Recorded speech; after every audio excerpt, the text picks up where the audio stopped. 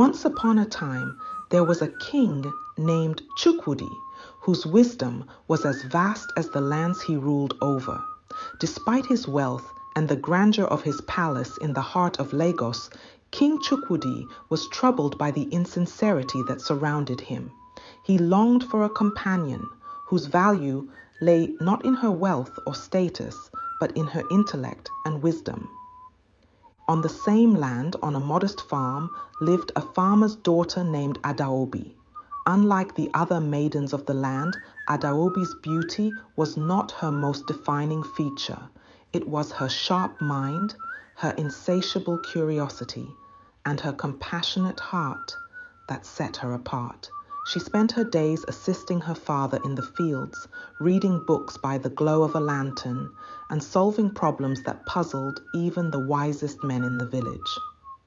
The story begins on a crisp morning when King Chukwudi, disguised as a common traveler to escape the confines of his royal life, stumbled upon Adaobi's farm. Seeking shelter and intrigued by the sight of a young woman deeply engrossed in a book under the shade of an ancient Iroko tree, he approached.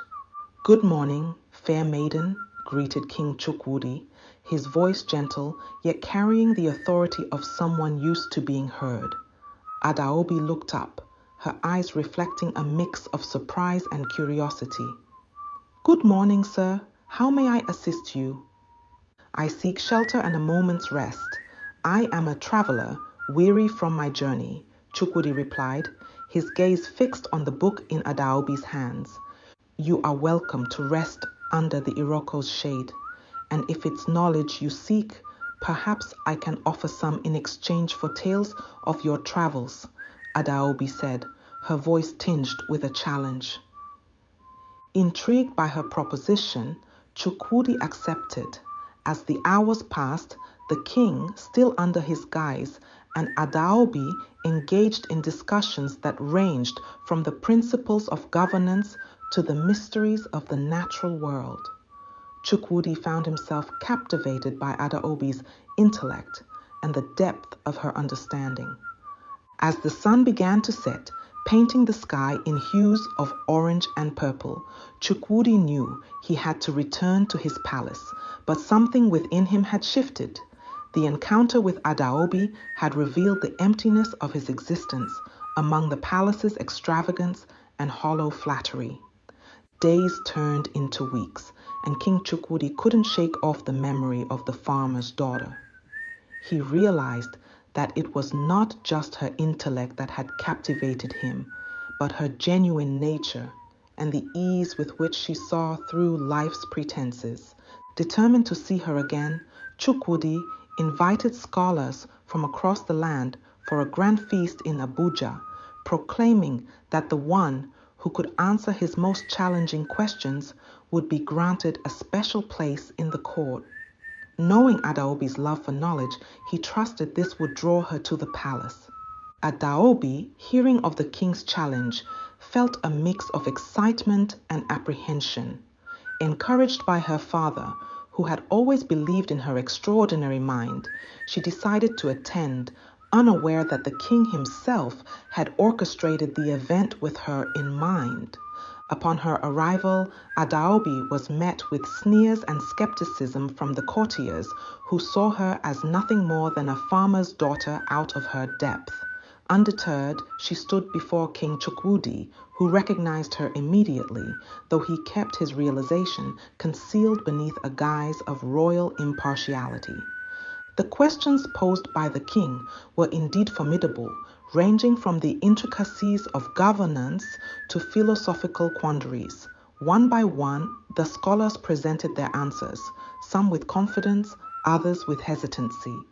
When it was Adaobi's turn, the room fell into a hushed anticipation. With clarity and insight, Adaobi addressed each question, her responses not only correct, but imbued with a depth of understanding that resonated with the king's views.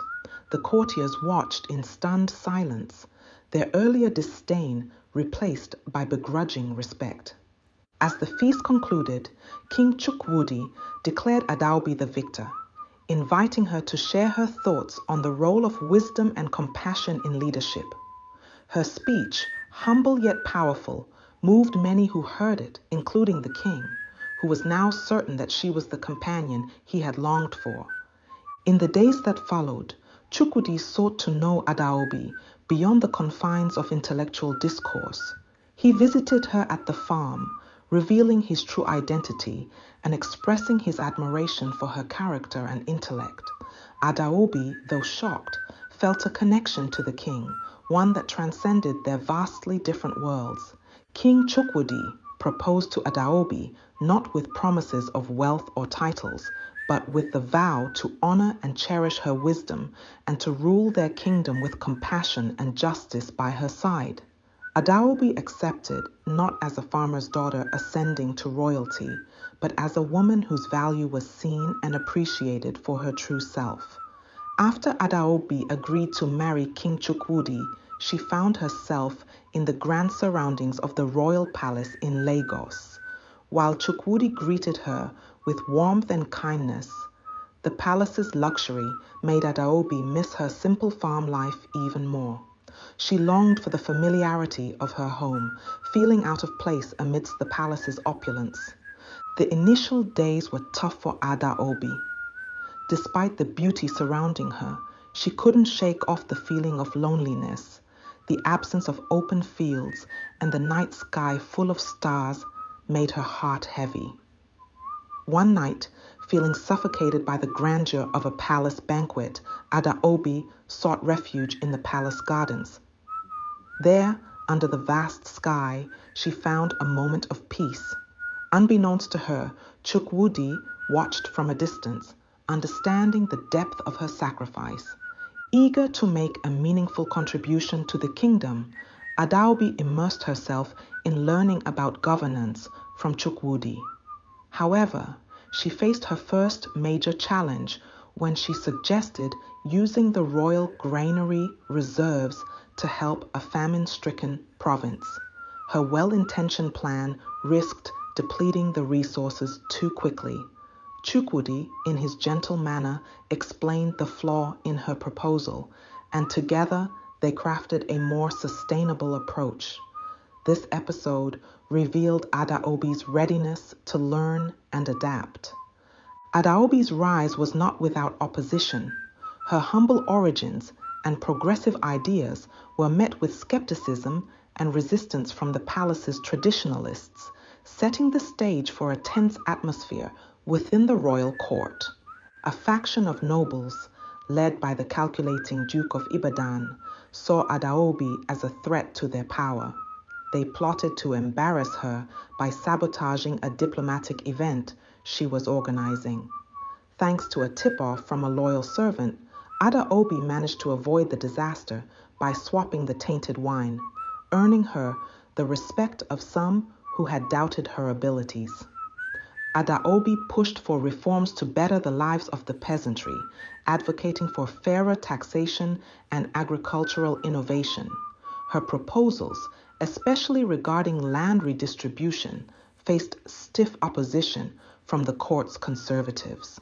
In a crucial council meeting, Adaobi used her personal experience and knowledge to argue for the benefits of her reforms, winning over the king and several council members with her passion and eloquence. Lady Ngozi, aiming to undermine Adaobi, resorted to social snubs and spreading rumors.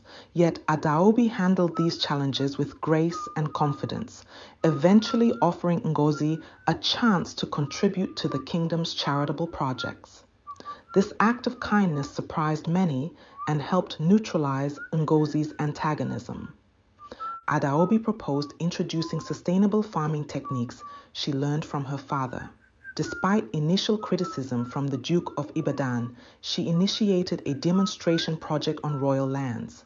The project's success, yielding higher crop production and improved soil health, impressed the Duke, turning him into an unlikely supporter of Adaobi's initiatives.